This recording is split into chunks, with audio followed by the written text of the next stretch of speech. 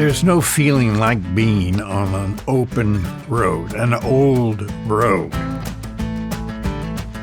Route 66 is arguably the most famous road in the world. Whether you're looking for culture, you're looking for cool food, you're looking for a unique site to take a picture in front of, all you got to do is stop at one or two places and it gets in your blood. There is something gives you a little bit of goosebumps to go from one community to another community. Every 5 or 10 miles, you're getting a new experience. You're going to get that on Route 66.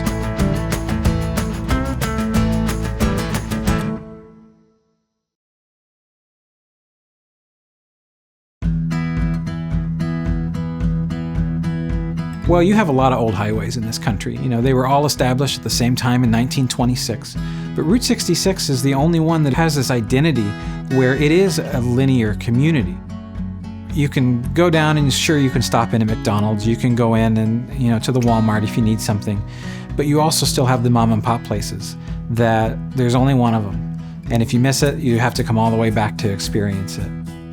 A lot of travelers will tell you it is the people that really make the trip. It's the characters along the route that, revitalize a historic building on Route 66 in a small town. And you can go in there and you can actually hear the story straight from the individual that renovated and revitalized a Main Street building. I mean, those are really unique and special stories that really help build a vacation. It's one more reason why it makes this road more unique than any other road in America. Because that community runs through not just the 400 miles in Oklahoma, but it runs through multiple states across the country. I don't know another famous road in America that can tell that story. A trip on Route 66 is not complete without meeting the people. Of course, those are your fellow travelers. You'll be amazed at the different accents and languages you'll hear as people from all over the world have chosen to experience America through the lens of Route 66. But the folks that run the businesses, the locals that stop in and are curious why you might be exploring their small town. The best resource on Route 66 are the people.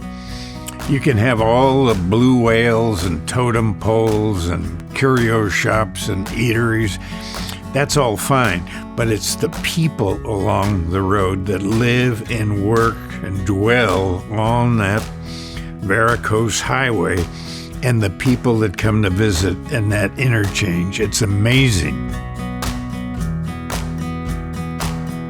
The first thing we tell travelers that we're inviting to Oklahoma to travel Route 66 is we have the most miles and the most attractions on Route 66 in the country. And that's quite the flex to be able to say this is the most famous road in the world, and we have more miles of it than any other state. And not just the most miles, the most attractions on Route 66. So we're really building a week-long vacation. This is not a one-day trip. When you're traveling down through eastern Oklahoma on Route 66 and you come to the town of Miami, Oklahoma, it's a great place to stop. There's lots to see there. But my favorite attraction is the Coleman Theater, which was built in the heyday of the road. The Coleman Theater is a Miami landmark. Everyone has some connection in the town to the Coleman Theater. It's this really beautiful theater right in the heart of downtown on Main Street. And you think, what is this doing here? It's a little out of place. It's very beautiful. You walk in those front doors and your jaw hits the floor. You're not expecting to find a grand Louis XV interior with 1,100 seats.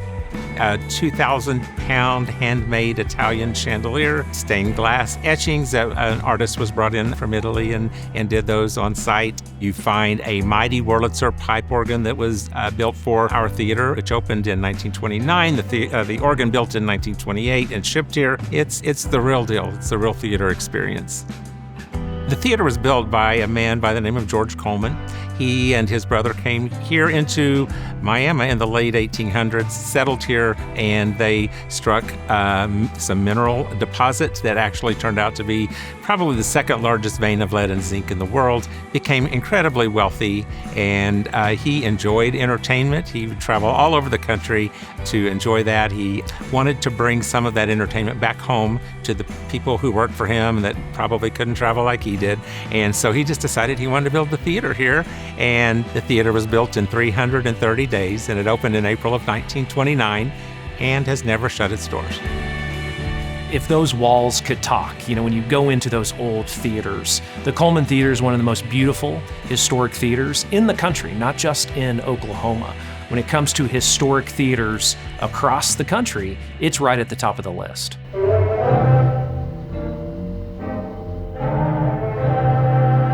When we are giving tours or even as part of programming, when we can turn on that organ and let people hear it, you talk about a step back in time. That's people realize that is what they would expect to hear here, and then it's exciting to get to hear it. So it's not just like a piece of musical instrument that sits around and nobody ever touches, but we are able to share it with people all of the time. When you come to the Coleman Theater, this is part of the theater experience. Now, I won't always be here playing it, but we have, through the magic of MIDI, musical instrument digital interface, this little box right down here to my right, we can actually make the organ come alive without an organist sitting at it. So you will get to see it, hear it firsthand, and there's nothing like hearing this machine firsthand. It's quite a bit different in person. To be able to sit out in these chairs and hear the organ doing what it was built to do in the place it was built to do it, it's kind of a surreal experience. The fact that the organ is still here is quite an amazing thing, and we're all very lucky to have it at our disposal. A lot of folks come up with this on their own, and they just say, well, you have the jewel of Route 66. And we kind of adopted that as our little byword.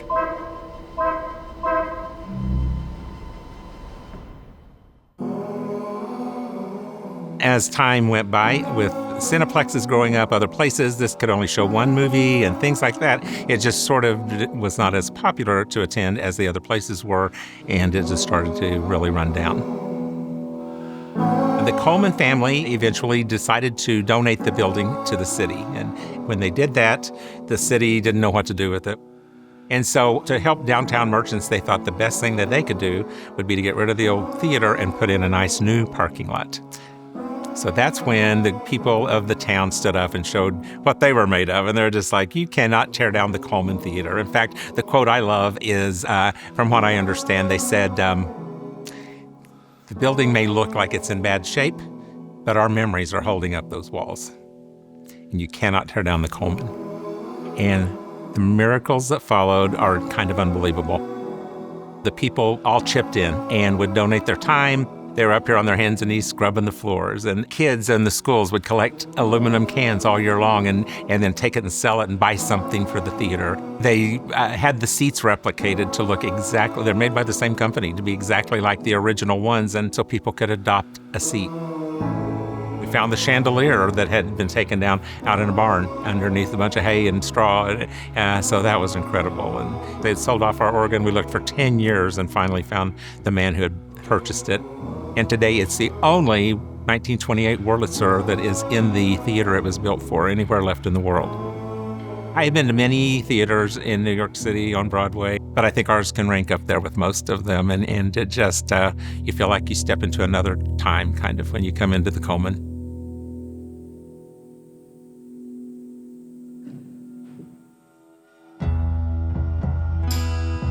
Oklahoma has always been center stage when it comes to Route 66. When it was established in 1926, it was a guy from Oklahoma, Cyrus Avery, that helped establish it in the first place. He's the one that stood up and said, if we create a highway that connects Chicago to the Pacific Ocean, it's going to be the strongest commercial corridor in the country. He's the one that championed the road and made sure it came through his adopted hometown, all the way west out through the capital city of Oklahoma City and westwards. There are different incarnations of Route 66. The Roaring 20s, when we were between wars and on the wagon, and it was a time of great frivolity and raccoon coats and the Charleston and bootleggers. But in the 1930s, it became really the Mother Road, as Steinbeck so aptly named it in The Grapes of Wrath. There was nothing romantic about the journey of those Dust Bowl pilgrims when we were hit with a 1-2 punch of depression and Dust Bowl. Then we had the war years, where it became a road of men training along Route 66. And then, of course, after the war, great prosperity, the heyday years. A lot of people had to have not one but two big Detroit sleds with fins in their driveway. So it was a boom for oil industry, construction industry, automobiles. So the rise of Route 66 and its establishment as this legendary connector from the Midwest out to the Pacific Ocean follows this really amazing period of American growth and of American pop culture. That's why it's in movies, and it had a television show, and it's in that great song, it's in books, because really Route 66 grew up alongside this explosion as America, as this world destination. And then, of course, after the highway was decertified, you had author Michael Wallace, who wrote Route 66, The Mother Road, which is widely credited as kind of sparking that revitalization, which led to this new life that Route 66 has now. It led to cars, which, I love going to talk to a group of kids in college, and I ask, raise your hand if you've seen cars. Every hand goes up. So Oklahoma has always been at the forefront of helping preserve and promote Route 66.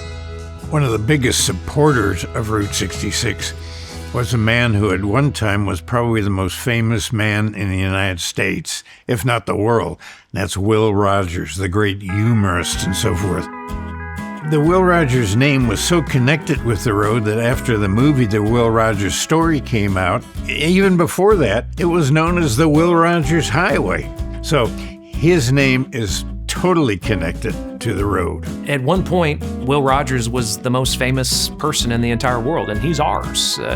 He's Oklahoma. He's an Okie. Imagine the biggest star of YouTube, of TikTok, of the movies, of radio today, a TV star. Imagine that all being one person, and that was Will Rogers. I mean, everything he did, he was number one, and he talked about Oklahoma all the time. He loved his Cherokee heritage, and he loved Oklahoma. It's kind of one of the things that made him unique in New York, is there's this Cherokee Indian cowboy that could do trick roping, and so everybody was kind of amazed with him. Will Rogers was an entertainer at a time similar to Route 66 where things were changing very quickly. He became famous originally as a vaudeville act and a roper in New York on stage. He learned to rope from a gentleman that worked on the ranch and became very, very natural at it, and made his own movie, The Roping Fool, where to this day there's a trick in that movie that has never been duplicated before. He was not allowed to talk on stage. He was supposed to be quiet and just do his rope tricks. And it was one day when he messed up on a rope trick, got his foot stuck, and said, "Whoops, sorry folks, got all my foot through but one." And they laughed, and he just was fueled off of the laughter of the audience. And I think from there he knew that that's what he wanted to do, is to entertain. Then radio got big, so he became a voice that Americans across the country welcomed into their living rooms all the time. He had a syndicated newspaper column. He went into the movies. He made fun of kings and queens and every president, but he did it in a way where they gained respect for him. He was just this kind of everyman that people all over the country and all over the world related to. So Will is now, it's 1935, and he literally is the biggest star in the world. Everybody knows Will Rogers. And it's 1935, he just shot 3 movies, and Wiley Post wanted to do a mail route to Alaska. And so he needed somebody to kind of help fund it. Well, Will Rogers could fund it, and Will loved to travel, and do an adventure. And so he said, hey, I'm gonna go on an adventure with Wiley. He trusted Wiley completely. And they took off from Seattle, started heading up through Alaska. And they were lost, and so they landed, and everybody around where they landed recognized him, knew exactly who he was. So he actually got out, and the first thing he said is anybody here from Claremore? And signed some autographs, and they got directions and took off. But they didn't get very far off the ground, just a few feet, and it plummeted nose first. And unfortunately, both were killed instantly. Every single newspaper in the world headlines, Will Rogers and Wiley Post died in a tragic plane crash. It was just a terrible, terrible thing. And they brought both their bodies back, and then the world wondered, what are we going to do to honor these men? And everybody came together about Will Rogers, and Will and Betty bought this beautiful property in 1911, and Betty decided to give this land to the state of Oklahoma, and they built this beautiful museum in 1938. This museum it's magical. I drive by it every day and look up at the tomb. Will and Betty are buried here. 2 of their children are buried here. My dad is here. I just think that this museum, I feel his presence. I don't know how you don't feel it when you walk in. The collection is exquisite. There's things here that you're not going to get anywhere else in America or in the world. You're going to experience again who he was, and at a time of when he lived. Quite an amazing time in U.S. history. You're going to see that weaved throughout that museum. You're going to see that American West experience as well. I think everybody, again, if you come through Oklahoma and you don't go see Will Rogers and what he meant to Oklahoma, what he meant to the country as well, you're really missing out on a big part of the Route 66 storytelling in the state of Oklahoma.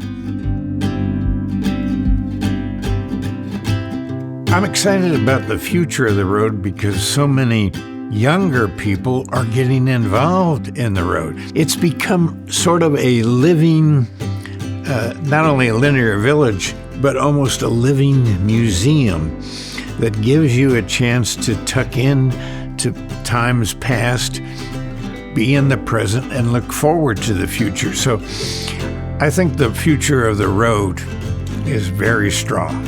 It's a little bit of a paradox, but I think what excites me about the future of Route 66 is the fact that it embraces its past while paying attention to the present. And every year you have more people that have traveled Route 66, understood it, and then say, well, I want to be a part of it now. So the road continues to evolve while maintaining this connection to its history over the last 100 years. A Route 66 traveler that's been, a geek about Route 66 for decades, it's going to put a big smile on their face to see what the new entrepreneurs in Oklahoma are doing on Route 66. All the new restaurants, all the new, again, roadside motels, all the new roadside attractions, and the neon that's coming with it. I think that is what the Route 66 traveler is going to be so impressed with and appreciate the fact that we really are revitalizing this famous road. It's young, it's old, it's all different generations. Really love that Americana experience that you can get on really truly the best American road trip that you can have in America today. Well, we say Route 66 is a linear village, that we're all connected by this highway. And one of the best examples of that is this wonderful little Ferris wheel in Oklahoma City that originally started out in Santa Monica at the very end of the highway. I don't know how many people that ride that Ferris wheel that understand that history, but it's another great example of how thousands of miles away these towns are connected to one another through this great American highway. The Wheeler District's a former airport. It was a municipal airport that served downtown Oklahoma City, and we bought it out of bankruptcy in 2006 and have been working since to convert it into a mixed-use urban neighborhood. My brother Grant was trying to identify what would be something that we could put in this new neighborhood that'd be something that would kind of stand out, hopefully put our name on the map and attract people to come down and visit us. And he was cruising eBay and saw the Santa Monica Ferris wheel on eBay. And I think it is by far and away the coolest thing and the weirdest thing I've ever heard of somebody buying on eBay. But he bought it, we refurbished it, and then ultimately it took almost 10 years before that Ferris wheel was fully refurbished and developed here just on the south side of the Oklahoma River with views overlooking downtown. It's an amazing kind of piece of history. And so we've had people who live in Oklahoma City or people who are visiting who will come and say, like, I got engaged on that Ferris wheel, or, we got married on the beach with that Ferris wheel in the background of our pictures. And so you hear all these incredible stories. And so it's cool to have something like that. The story of Oklahoma City the last 20 plus years kind of tells the story of, of a Ferris wheel coming from Santa Monica to Oklahoma City. Oklahoma City is now the 20th largest city in America. And to put a Ferris wheel right in the middle of it and that be one of the best kind of selfie spots in our city of where younger generations flock to, I think, again, is a big part of the Route 66 story.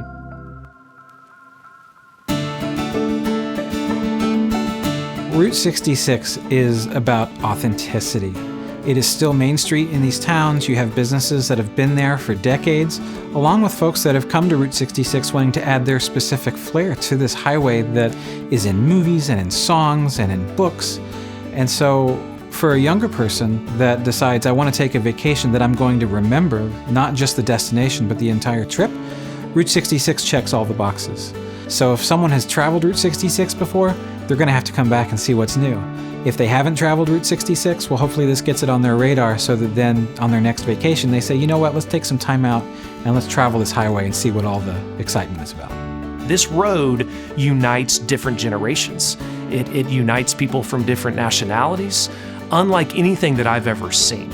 And it does make you slow down so that you can appreciate that.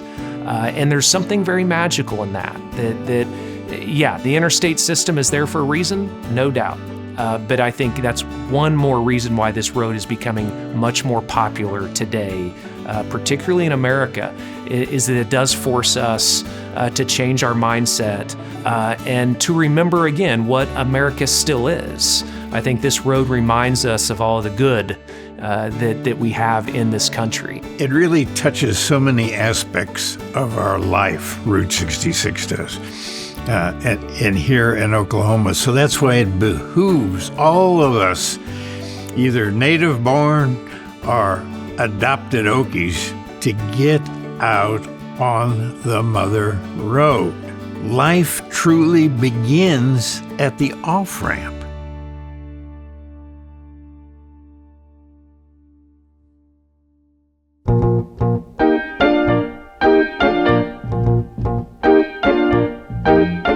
Well, if you ever plan to motor west, Jack, take my way, it's the highway, that's the best. Get your kicks on Route 66. Well, it winds from Chicago to LA, more than 2,000 miles all the way. Get your kicks on Route 66. Well, it goes from St. Louis, Joplin, Missouri, Oklahoma City looks so pretty, you see. Amarillo, Gallup, New Mexico, Flagstaff, Arizona, don't forget Winona, Kingsman, Wasco, San Bernardino, won't you?